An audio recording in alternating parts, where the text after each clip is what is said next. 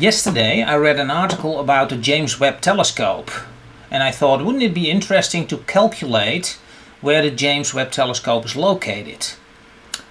Now it so happens that the James Webb telescope is located at the Lagrange point, and that's essentially a stable point relative to the position of the Earth. And in this case it's the L2 point. Yeah? So the James Webb telescope is shielded from the Sun at L2, and it's at a stable point, meaning that the distance between the Earth and L2, which in this case is r, is constant. So if the Earth rotates around the center of mass, located here, the James Webb telescope will also do that. Yeah, but the location relative to the Earth will be constant. The distance will be constant. Yeah. We will see if we do the calculation that there will be 5 Lagrange points. There's L1, L2, then there's L3 and 4 and 5. I'm only going to focus on L2 because of the James Webb telescope. Yeah. Now get some numbers straight. So we have the distance between the center of the Sun and the center of the Earth, which is big R. Small r is the distance between the center of the Earth and the James Webb telescope in this case, and that's the one we need to calculate. Then there is the center of mass, and that's essentially the ratio between the mass of the Earth divided by the mass of the Earth plus the mass of the Sun times big R. Yeah. And what we can see here is that this is very, very close to the center of the Sun, which is logical because the Sun is way, way heavier than the Earth. Yeah. So we have that. And then obviously 1 minus this distance is this distance over here, and we will later need that in our calculations also. Now we need 2 formulas essentially to calculate the L2 Lagrange points. We need the centrifugal force and we need the universal force of gravity from Newton. And those two need to be in balance. And when this is in balance, we know that L2 will be stable and will always remain at the same point. Yeah. So the centrifugal force is the mass, in this case the mass of the James Webb telescope, for instance, or the mass of the Earth. Omega squared is the radial speed where the Earth is circumventing the center of mass, so it's rotating around the center of mass. It's assumed, by the way, that it is a circular motion, which is fairly accurate. And the radius is obviously the radius, in this case r, small r is not this r, but it is the distance between the center of mass and the object you want to calculate. Yeah, so in this case the mass of the Earth, for instance.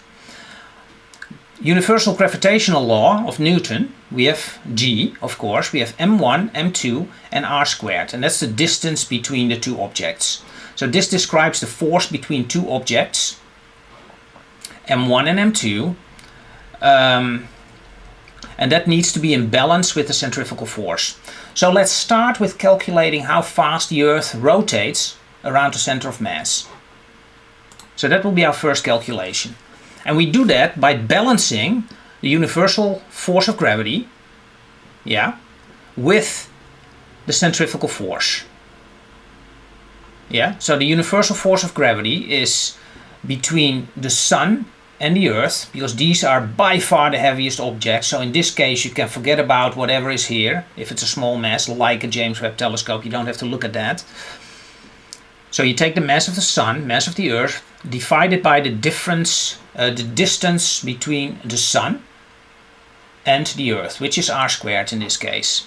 Yeah, and that needs to balance out with the centrifugal force. Again, so you take the mass of the Earth, because you have the centrifugal force of the Earth rotating around the center of mass and pushing it outwards, right? And that needs to be balanced with the gravitational force.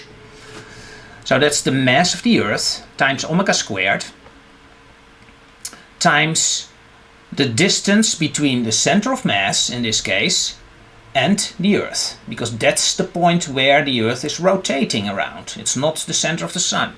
So you have to do ms, mass of the Sun, divided by mass of the Earth plus the mass of the Sun times r. So those need to be in balance. And if you calculate that, you isolate omega squared, which is a very straightforward calculation, you will see that it will be g times me plus ms over r cubed. Yeah, and that follows immediately from this equation. So now we know omega squared, and I boxed it because we're going to use this later on. So now we're going to do the same calculation again, but now for the James Webb Space Telescope.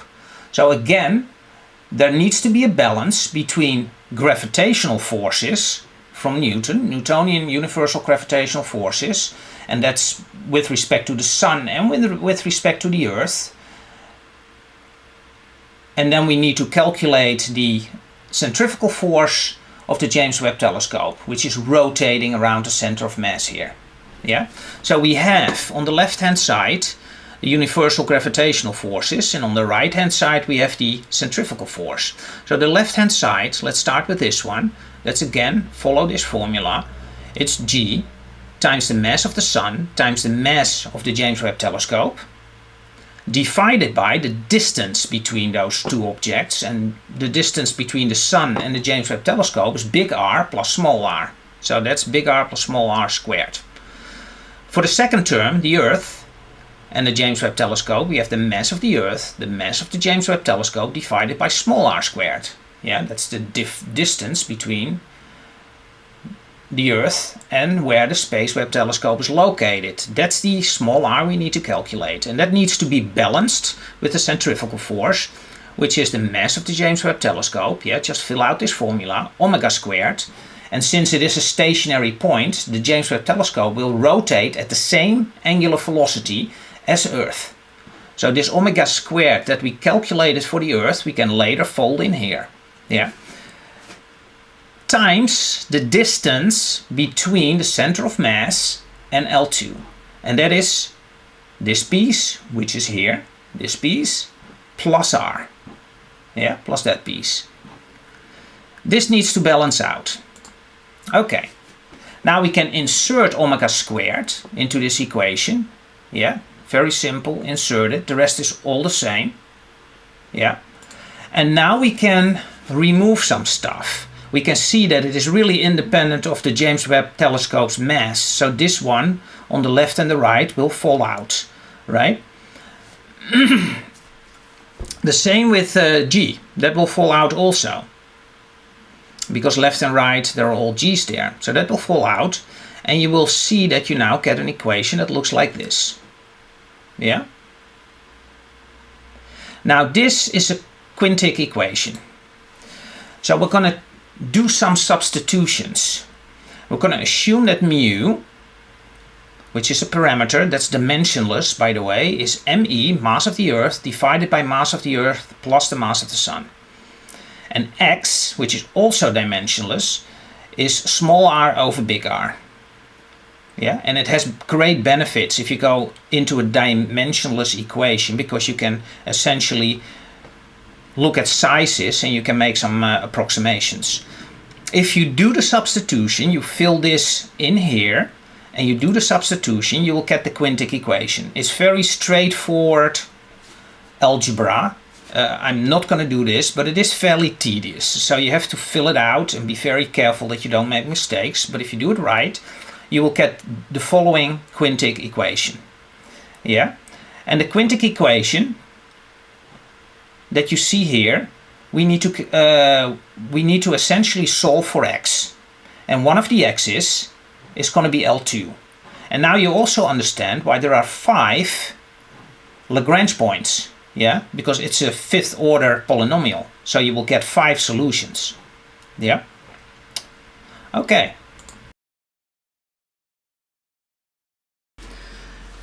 So for clarity, I replicated the quintic equation over here.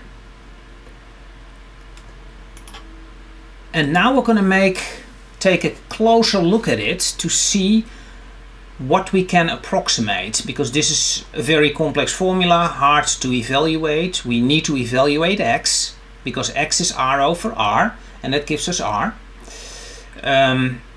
So let's take a look at some real world numbers. The mu is the mass of the Earth divided by the mass of the Earth plus the mass of the Sun, and that's about 1 in 333,000. X is r over r, and that's about 1 in 100. Now, we don't know r, but we can assume that it is a small number. We can assume that it is a number that is much smaller than 1, and that it is much bigger than mu. And with that assumption, we can approximate certain things in this formula, calculate x, and as a consequence calculate r. You will see a number that comes out, and then you can verify if your initial assumptions were actually correct.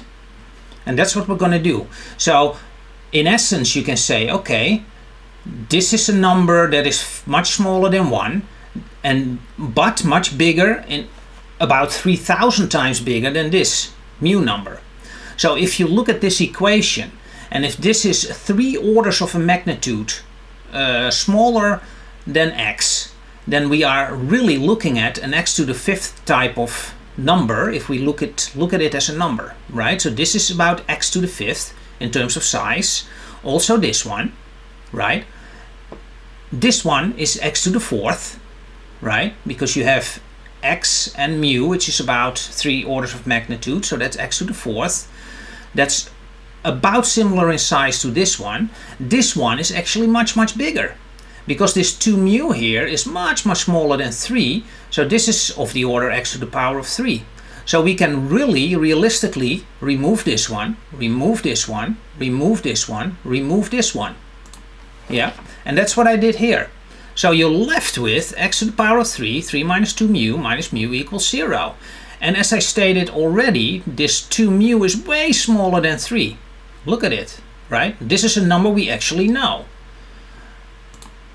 So really, you can take this out. You get 3 times x to the power of 3 minus mu equals 0, and that you can easily solve, right? So x equals r over r now equals 3, the cube root of 1/3 mass over mass of the Earth divided by the mass of the Sun. And I made another approximation here, which is totally valid. The mass of the Sun is way, way bigger than the mass of the Earth. So we can remove this totally, and we get as an approximate mu me over ms, and that's what I did here. Yeah. Now r is L2 is the Lagrange point, is big R times the cube root of 1/3 mass over the mass of the Earth divided by the mass of the Sun. So now let's plug in some numbers and see where it stands, so we can actually verify that the approximations I did here and the assumptions I stated here are actually correct. So the mass of the Earth is about 5.97 times 10 to the 24 kilograms. Mass of the Sun is about 1.988 times 10 to the 30s kilograms, so way bigger, as you can see, right? The radius r, that's the radius between the center of the Sun and the center of the Earth, is about 150 times 10 to the 9th, and that's in meters. Yeah. If you plug that all into this formula and you calculate it all out, you will see that you will get the radius of L2 here is 1.5 times 10 to the 9 meters, and that's about 1.5 million kilometers. And the distance between the Sun and the Earth is about 150 million kilometers, so it's about 1/100th. So indeed, the assumption we did here is actually correct. We made a correct assumption that this is about 1/100th, that this is about 3,000 times bigger than this one, and therefore we could make the assumptions and come to this conclusion here. Yeah. So the Lagrange point L2, the location of the James Webb Telescope, is about 1.5 million kilometers from Earth, right? And it will follow the same orbit as Earth does, and it's always protected from the Sun, which you want in this case. Yeah, I think this is a great point to stop. If you like this video, please like and please subscribe, and I'll see you in the next one.